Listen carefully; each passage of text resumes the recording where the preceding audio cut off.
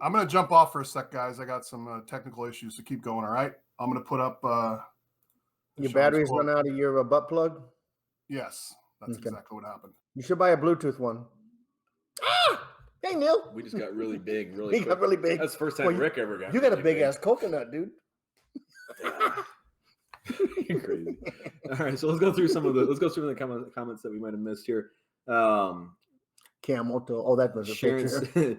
Sharon said, we do good during the first and second quarters, but for some insane reason, we take the foot off the pedal during the third and fourth quarters, make big time mistakes and calls and give the game away. Completely agree. And this is I hope this isn't a habit. I hope this isn't something that happens regularly, because we're used to it, and we're Butler's a big guy on saying they didn't put a complete game together. Right. And also on that topic, we'll take a couple minutes here in a minute to talk about the field goal kicker situation. But a full game doesn't just mean the offense is playing well, the defense is playing well, the special teams units are playing well. It means that they're playing well through all four quarters of the game. Right. And they haven't done that yet. They've showed so much potential, but potential to me is one of those things. I've said it before. Potential, I hate the word potential because it means that you're capable of something but haven't done it yet. I want potential to go away. I want it to be. And I use that word a lot. I see potential in you. That means you're screwing up. Yeah, it means you're fucking up, but you can be better. And then Kevin right there, typical loss for you and 5 points. I mean, how many games have we lost by 5 points and less? Too many. We're the spread covering kings.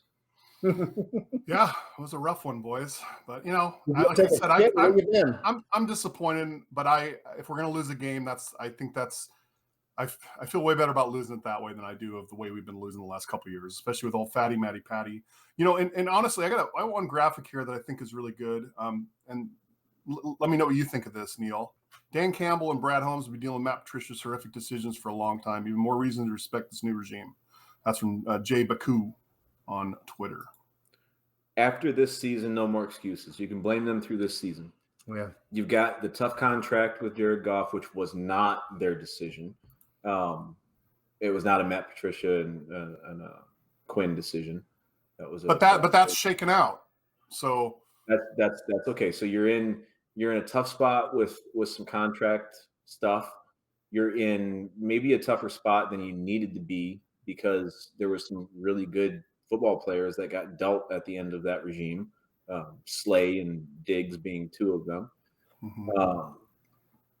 I think that this is year two with this coaching staff and with this front office. And once the money thing's not an issue anymore, you can kind of put that on the previous one with just things being in a weird spot with contracts that they gave out. Terry made he made me laugh last week because I was like, I noticed that Brockers was wearing number 90, and I said, wasn't Brockers 91 last year? I said, wasn't Trey Flowers 90? And he goes, I don't know. I never saw Trey Flowers on the field. And I'm like, oh, okay. Terry has some good ones once in a while. All right, I got you. But I mean, there's some sins of our father that we're still paying for. Well, that's really actually paying for. After this year, I don't think we get to blame it on them anymore. Okay, well, let's talk about the refs a little bit. I know you don't want to, Neil, and I'm not going to blame the refs. I don't blame the refs. I'm just saying, if you're going to call a game, they evened it out in the fourth there. Because the first half, I don't know who Kirk Cousins was thrown to. He looked like Goff in the first game.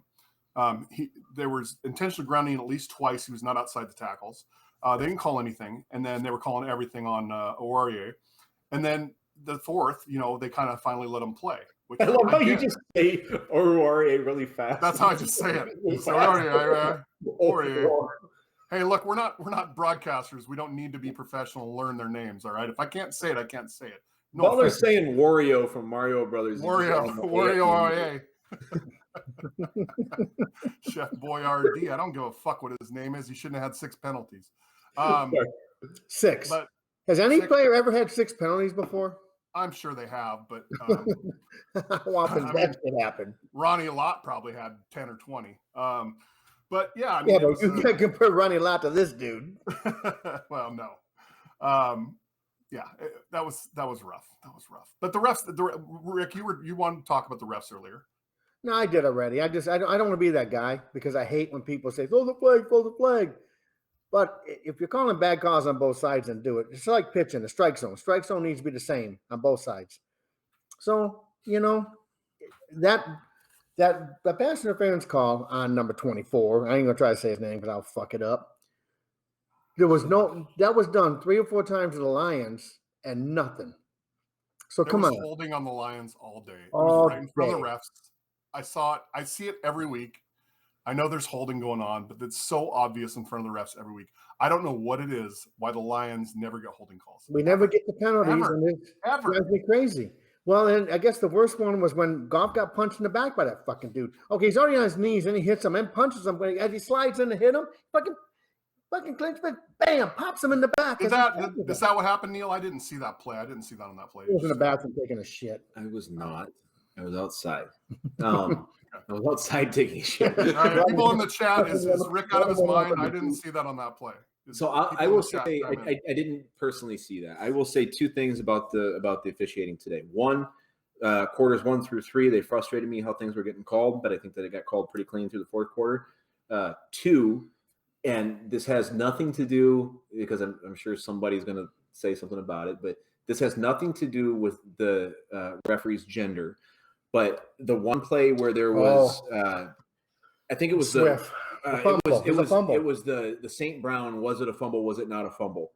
And the ref runs up and she's just like, and Swift is standing. Like he's trying to make, he's standing up vertical, and she just comes up and starts to like slapping the shit out of him in the back, and he turns to her like, why me? And then it frustrated me because it felt like a WWE moment where the one person just kind of like egregiously distracts the ref, and then you got Stone Cold and The Rock just whooping the shit out of Triple H for a couple minutes.